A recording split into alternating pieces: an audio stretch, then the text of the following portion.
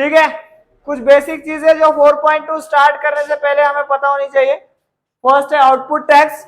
Output tax यानी क्या?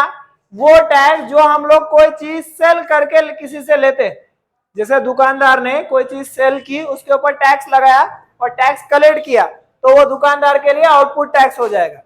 समझ में आ रहा है? तो कोई भी पर्सन जो टैक्स कलेक्ट कर रहा है वो क्या है, कौन सा टैक्स है? और वो दुकानदार हो, रिटेलर हो या फिर कोई और हो। ठीक है। दूसरा है इनपुट टैक्स। इनपुट टैक्स मतलब कोई भी टैक्स जो हम दे रहे हैं जीएसटी में, जीएसटी के तौर पे जो भी टैक्स दे रहे हो वो क्या हो जाएगा हमारा? Input tax. Tax given at the time of purchase.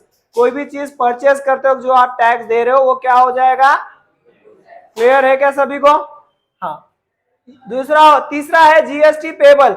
GST payable मतलब जीएसटी कितना गवर्नमेंट को जाता है, तो आउटपुट टैक्स माइनस आईटीसी जब आप करेंगे तो जीएसटी पेबल आ जाएगा। जैसे फॉर एग्जांपल आउटपुट टैक्स है सपोज 1000 रुपीज और आईटीसी है सपोज 700 रुपीज, तो जो जीएसटी पेबल रहेगा वो रहेगा 300 रुपीज। समझ में आ रहा है क्या? हाँ, तो इस तरह से होगा। नेक्स्ट एक लिख कर ले लो, वो है GST in trading chain.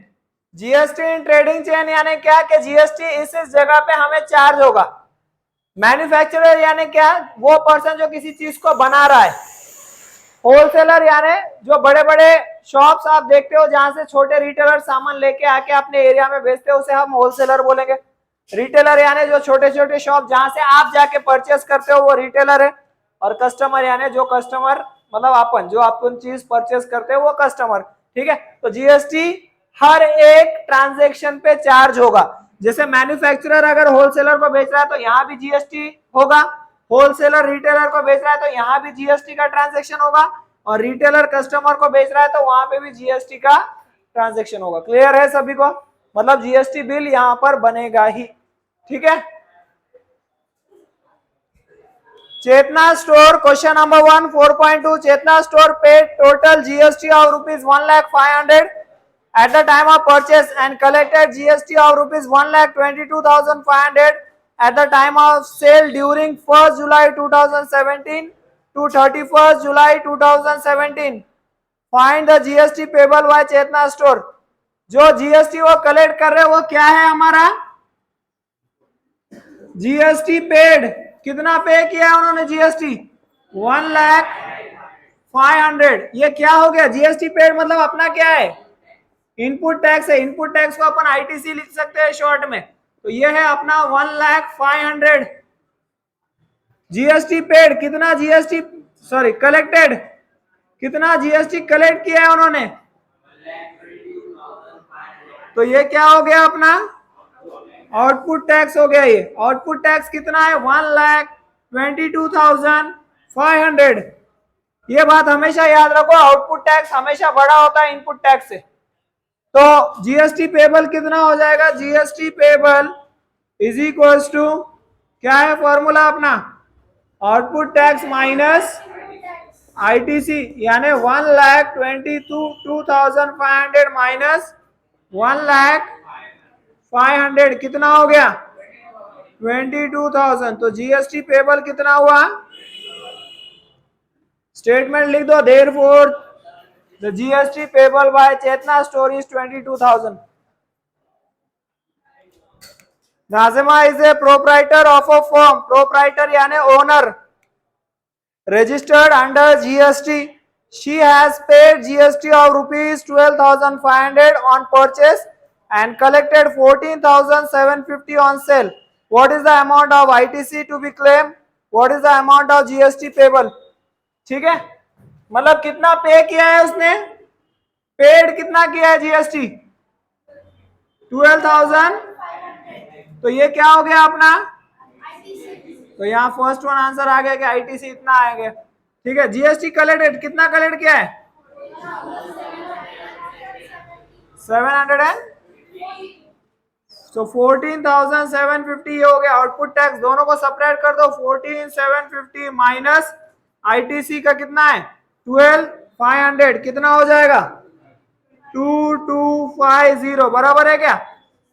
Therefore GST payable is rupees 2,250 and ITC is rupees 12,500.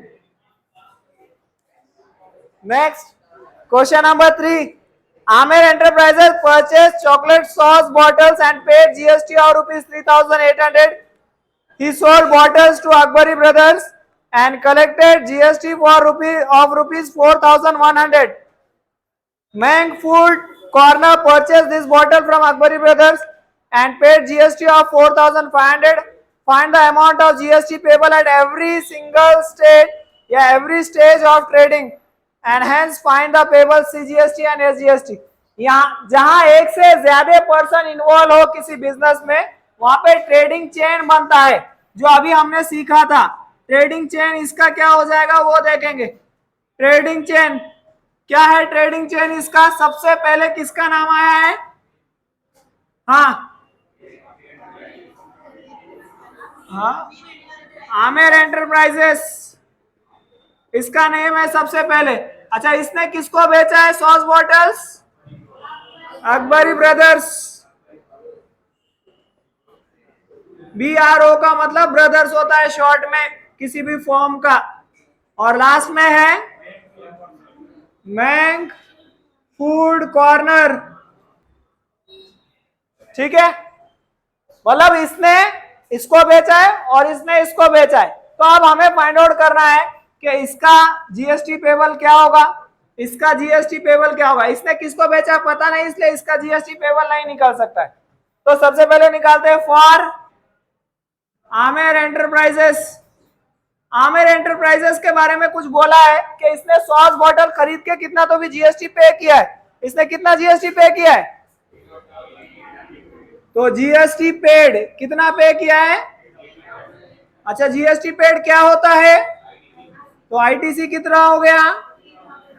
हाँ, इसने कितना जीएसटी कलेक्ट किया है नेक्स्ट अकबरी ब्रदर्स को बेचकर? तो जीएसटी कलेक्टेड इज 4,100। ये क्या हो गया अपना? So output tax is equals to 4,100। GST payable कितना होगा? GST payable is equals to, formula क्या है अपना? Output tax minus ITC. Output tax कितना है अपना? 4,100। इनपुट टैक्स कितना है अपना? दोनों का सब्ट्रैक्शन कितना होगा? 300। तो यानी जीएसटी पेबल बाय किसका ये कितना हो जाएगा? हमें सीजीएसटी और एसजीएसटी पेबल भी निकालना है। तो सीजीएसटी पेबल फॉर्मूला वही रहेगा, is equals to SGST payable is equals to half of GST payable. कितना हो जाएगा बोलो? Half into 300, that is equals to. तो GST, CGST and SGST payable by Aamer enterprises is, अब सेम ऐसे ही निकालना है अकबरी ब्रदर्स का। सो फॉर अकबरी ब्रदर्स, इसके अब इसने इसको टैक्स दिया था, मतलब इसने इसको टैक्स दे दिया है, पे किया है। कितना पे? इसने इसको कितना टैक्स दिया था? तो जीएसटी पेड कितना है? और इसको बेचते वक्त टैक्स कितना कलेक्ट किया था? ये हो जाएगा अपना आईटीसी कितना है? 4,100। जीएसटी कलेक्टेड कितना कलेक्ट किया था? 4,000। तो ये क्या हो जाएगा अपना? Output tax 4,500। तो अब अपन जीएसटी पेबल निकाल सकते हैं। GST payable is equals to, formula अपने को पता है, आउटपुट टैक्स माइनस आईटीसी, यानी 4,500 माइनस 4,100 कितना हो जाएगा? हाँ, 400। GST payable is equals to, अब क्या निकालना है? CGST payable is equals to SGST payable is equals to half of GST payable. ठीक है, सो हाफ इंटू 400 कितना हो जाएगा? क्लियर है सभी को? इसका नहीं आ सकता। क्यों नहीं आ सकता? हाँ, इसने जीएसटी कलेक्ट ही नहीं किया, जीएसटी दे दिया है लेकिन बेच के जीएसटी कलेक्ट ही नहीं किया। समझ में आ रहा है क्या? बेचा होगा किसी को पर अपने पास इंफॉर्मेशन नहीं है। इसने किससे खरीदा ये तो नहीं पता, लेकिन इंफॉर्मेशन है कि इसने जीएसटी कितना भरा था। कितना भरा था? अगर ये इंफॉर्मेशन भी ना होती तो इसका भी नहीं आ सकता था। समझ में आ रहा है क्या? लिख कर ले लो। हमें बोला है find the GST payable at every stage. तो GST payable at every stage individual हमारे पास दो है, Aamir enterprises and Akbari brothers. उसकी इंफॉर्मेशन अगर हम निकालते या होती तो उसका भी लिखना पड़ता। आमिर एंटरप्राइजेस का जीएसटी पेएबल कितना था बोलो? 300। सीजीएसटी था 150, एसजीएसटी था 150। अकबरी ब्रदर्स का जीएसटी पेएबल कितना है? 400, सीजीएसटी 200, एसजीएसटी। ये इस तरह से पूरा रहेगा एट एवरी स्टेज, इसका और इसका। ठीक है? हाँ। 4.2 question number 4, Malik gas agency Chandigarh union territory purchase some gas cylinders for industrial uses at the rate of 24,500 and sold them to the local customer for rupees 26,500. Find the GST to be paid at a rate of 5%. Find the CGST and UTGST to be paid in this transaction. For Union Territory, there is UTGST instead of SGST. Union territories में state government का जो tax होता है वो UTGST के नाम से दिया जाता है। होता वो स्टेट गवर्नमेंट का ही टैक्स है, बट यूटीजीएसटी के नाम से दिया जाएगा क्योंकि वो यूनियन टेरिटरीज होते हैं। ठीक है ना? हमारे जो देश को स्टेट्स और यूनियन टेरिटरी में डिवाइड किया गया है, आपको पता है। तो जो यूनियन टेरिटरीज है वहां पे जो टैक्स लग रहा है वो यूटीजीएसटी के नाम से जाना जाएगा। फॉर्मूला वही रहेगा, हाफ ऑफ जीएसटी। तो यहाँ पर क्या है, एक एजेंसी है जिसका नाम है मलिक गैस एजेंसी। इन्होंने क्या किया है, कुछ गैस सिलेंडर्स परचेस करके सेल किया है। कितने में परचेस किया है? परचेस प्राइस क्या है उनका? परचेस प्राइस उनका है 24,500। सेलिंग प्राइस क्या है उनका? सेलिंग प्राइस उनका है 26,500। अब इस ट्रांजैक्शन में जो है परचेस करते वक्त भी जीएसटी देना पड़ता है और सेल करते वक्त भी जीएसटी लेना पड़ता है। तो परचेस करते वक्त जो जीएसटी दिया है उसका रेट क्या है? रेट ऑफ जीएसटी दिया है हमें, कितना है? और सेल करते वक्त भी उतना ही लिया होगा। तो रेट ऑफ जीएसटी सेलिंग करते वक्त भी कितना होगा? 5% ही होगा। ठीक है? तो अब हमें यहाँ पे जीएसटी निकालना है कि परचेस करते वक्त जीएसटी कितना आया, और जो परचेस करते वक्त जीएसटी हम देते हैं उसे क्या बोला जाता है? परचेस करते वक्त जो जीएसटी हम देते हैं उसे क्या बोला जाता है? ITC, input tax. और जो सेल करते वक्त जीएसटी हम कलेक्ट करते हैं उसको क्या बोला जाता है? Output tax. तो यहाँ का जीएसटी निकालने के लिए हमें फॉर्मूला पता है, GST is equals to rate of GST into taxable value. अब टैक्सेबल वैल्यू मतलब जो जितने में खरीदा है वो है टैक्सेबल वैल्यू। तो कितने में खरीदा है? 5% ऑफ 24,500। 5% यानी 5/100 इंटू 24,500। कैंसिल कर दो। 245 इंटू 5 करो, कितना होता है? 1225 रुपीज। तो जीएसटी पेड है ये, जो उसने जीएसटी पे किया है। जीएसटी पेड यानी अपना क्या हुआ? आईटीसी हुआ। तो इनपुट टैक्स क्रेडिट जो है अपना 1225 है। समझ में आ रहा है क्या? सेम प्रोसेस यहां पर करेंगे। GST is equals to rate of GST into taxable value. अब इसमें टैक्सेबल वैल्यू क्या हो जाएगी? 26,500। तो इसको अगर सॉल्व करेंगे 5/100 इंटू 265,000,000 कैंसिल। 5 इंटू 265 1325। ये क्या है अपना? जीएसटी। जीएसटी कलेक्टेड है। जीएसटी कलेक्टेड यानी क्या? सो आउटपुट टैक्स कितना हुआ अपना? 1325। अब आउटपुट टैक्स भी है, इनपुट टैक्स भी है, जीएसटी पेबल निकालते। तो GST payable is equals to, formula क्या है अपना? Output tax minus ITC. Output tax है अपना 1325, इनपुट टैक्स है अपना 1225। दोनों का डिफरेंस कितना हुआ? 100। तो ये क्या है अपना? GST payable. अपने को क्या निकालना है?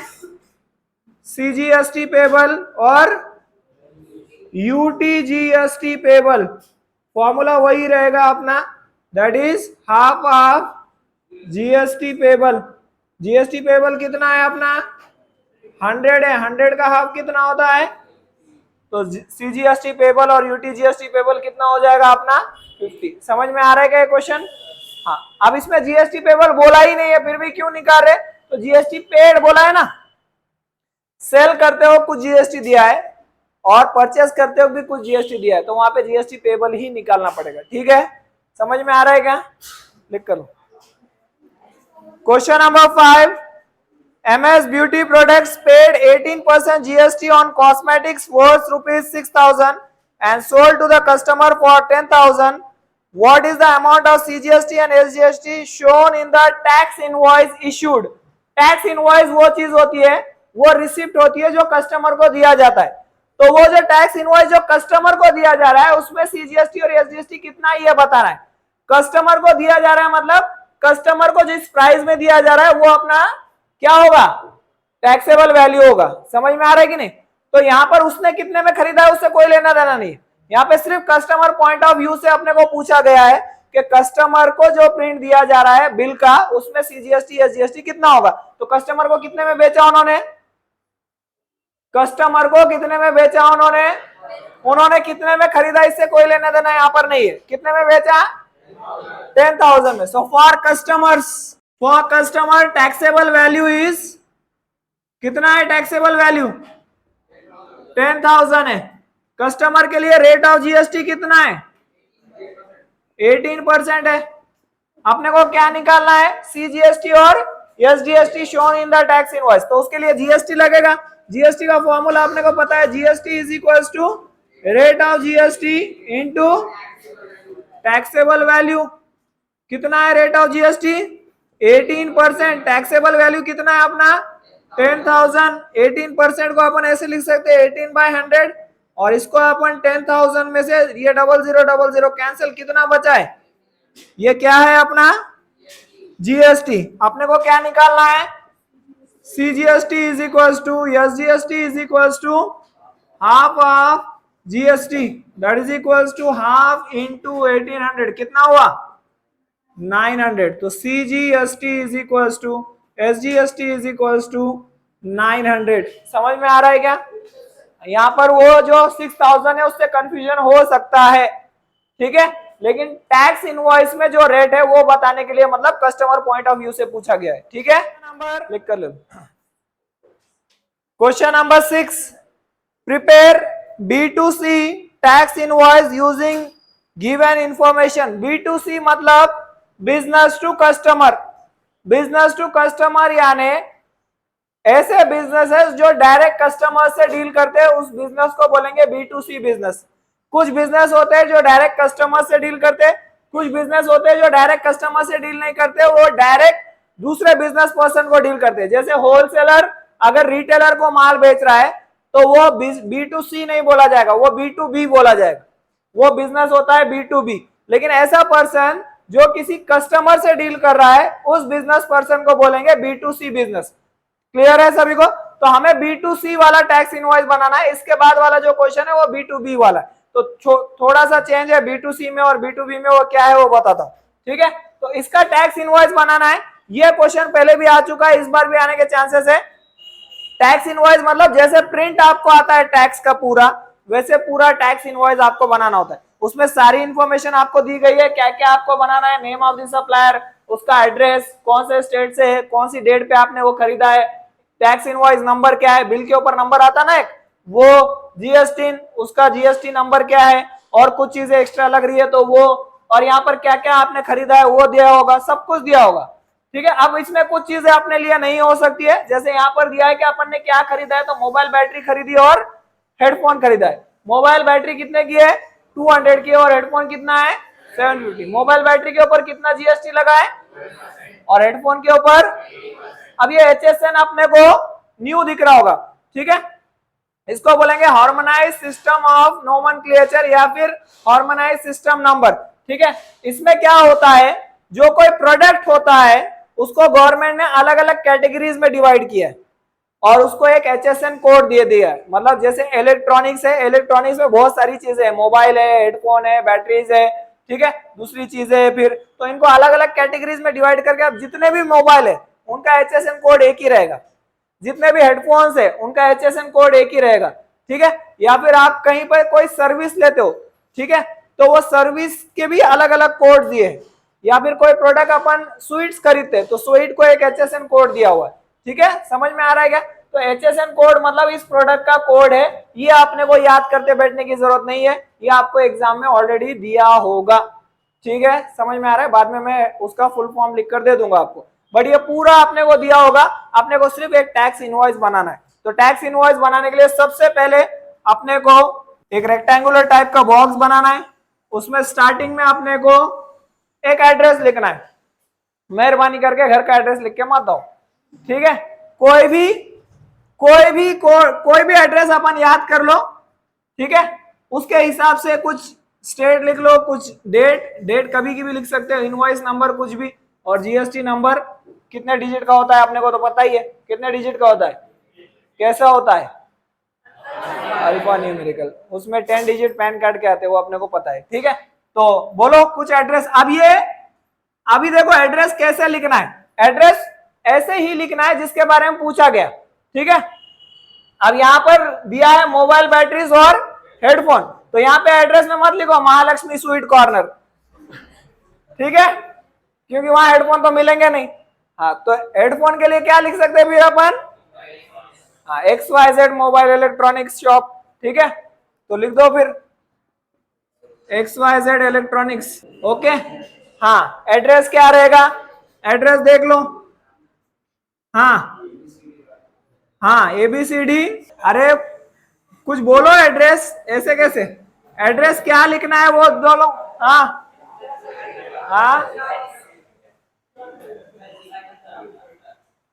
एड्रेस पहली बात शॉप नंबर से स्टार्ट होगा, शॉप नंबर 43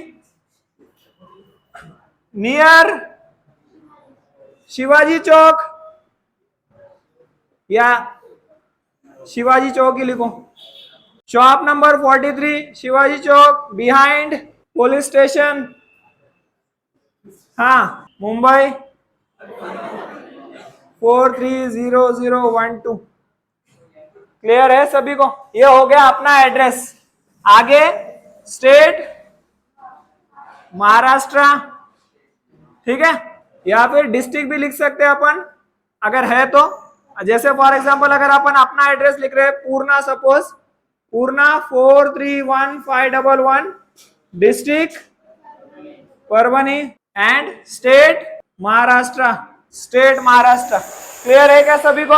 हाँ, अब नेक्स्ट हमें क्या लिखना है, ये आ गया, डेट लिखो, डेट अब चाहो तो यहां लिख सकते हो या यहां लिख सकते हो, डेट इज इक्वल्स टू, हाँ कितना है 14/9/2000, ठीक है, और कुछ भी डेट लिख दो, कोई चेक करने वाला नहीं है, डेट लिखना है, खाली एक डेट दिखनी चाहिए बस।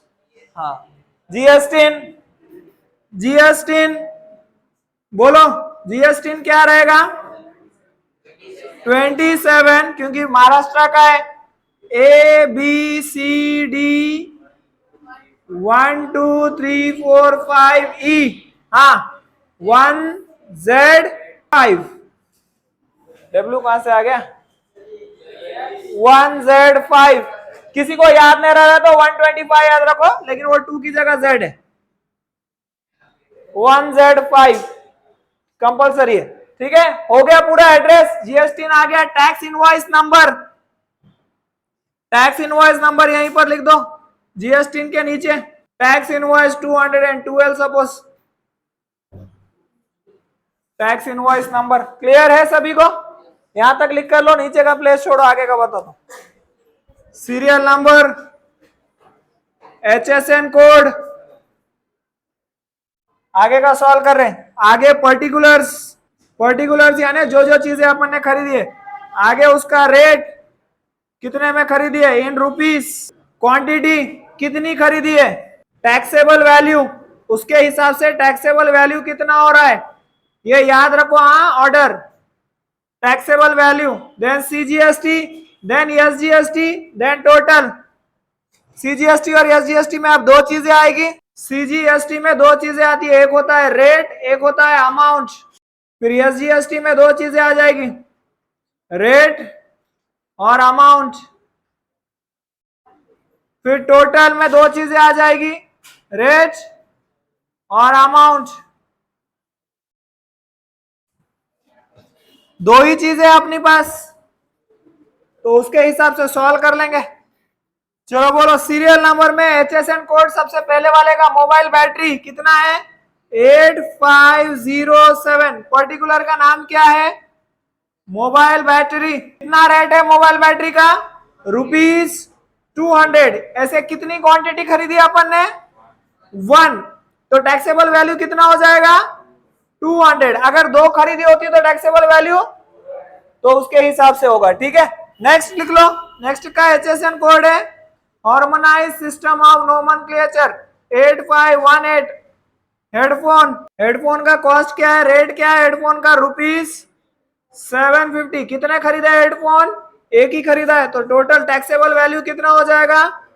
हाँ, अब हमें इसका रेट दिया हुआ है और इसका भी रेट दिया हुआ है, तो ये पूरा जीएसटी का रेट है, तो इसमें से आधा आधा करके सीजीएसटी और एसजीएसटी में लिख दो। 6% यानी 12% यानी 6 सीजीएसटी को जाएगा और 6 एसजीएसटी को जाएगा। 18 यानी 9% सीजीएसटी में और 9% एसजीएसटी में। तो 200 का 6% निकालना है और यहां लिखना है, और 750 का 9% निकालना है और यहां लिखना है। जो वैल्यू अमाउंट यहां आ रहा है वही वैल्यू अमाउंट यहां पर आएगा। तो टोटल रेट कितना हो गया, टोटल रेट हो गया 12% और इधर का टोटल रेट हो गया 18%।